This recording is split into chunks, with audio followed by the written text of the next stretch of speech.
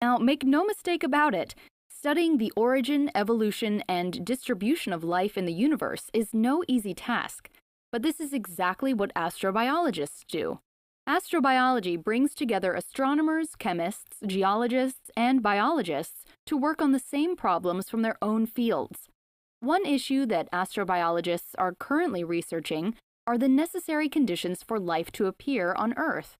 It's a long and complicated theory, to be sure, but it can also be fascinating to bring together information from astronomy, biology, history, and geology and use this data to make a fairly accurate prediction of how life on Earth came to be billions of years ago. Pretty cool, right? All right, well, let's think like astrobiologists and take a look out into the solar system to find out just how life started here on Earth. I mean, if you think about just how big the universe is, it's quite astounding that we're here right now, in human form, having the ability to talk about how we got to be here in the first place. Sorry, I guess you can tell I get pretty excited about this topic. Taking a look out into the universe, astronomers have detected the chemical building blocks in a wide range of environments outside of our own planet. Meteorites have been found to contain two kinds of substances whose chemical structures mark them as having an extraterrestrial origin: amino acids and sugars. Amino acids are organic compounds that are molecular building blocks of proteins. Proteins are key biological molecules that provide the structure and function of the body's tissues and organs and essentially carry out the work of the cells in your body. When we examine the gas and dust around the universe, we also find a number of organic molecules, compounds that on Earth are associated with the chemistry of life. While these materials that help create life may be common in the universe, it still doesn't explain how a living cell could come into creation. Even the simplest molecules are incredibly complex. Furthermore, even the most basic life requires two special capabilities: a way of extracting energy from its environment, and means of storing and repeating information in order to make copies of itself. We are still a long way from knowing how the two came together in the first life forms.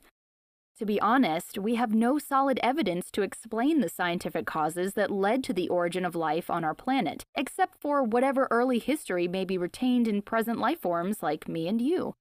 We do not understand in any detail the sequence of events that led from molecules to biology, but there is fossil evidence of tiny organisms in 3.5 billion-year-old rocks, which is really such a huge amount of time that it's hard for us to really comprehend just how long that is.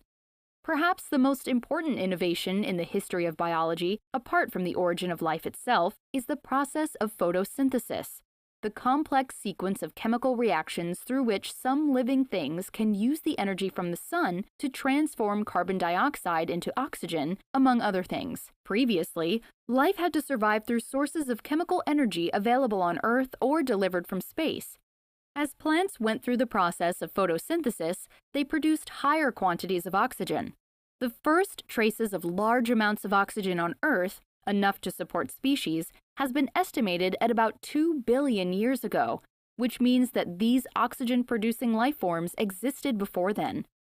The interaction of sunlight with oxygen can produce ozone, which collects in the Earth's atmosphere. As it does on Earth today, this ozone provided protection from the sun's damaging radiation, which provides a much better climate for life to grow. So, just to sum it up, first, the Earth had to get some chemicals from space, like amino acids and sugars, and then, somehow, these turned into the most basic life forms possible, which later developed into species that could go through the process of photosynthesis. Photosynthesis increased the level of oxygen in Earth's atmosphere, and this allowed life to take over the land of our planet instead of remaining only in the ocean.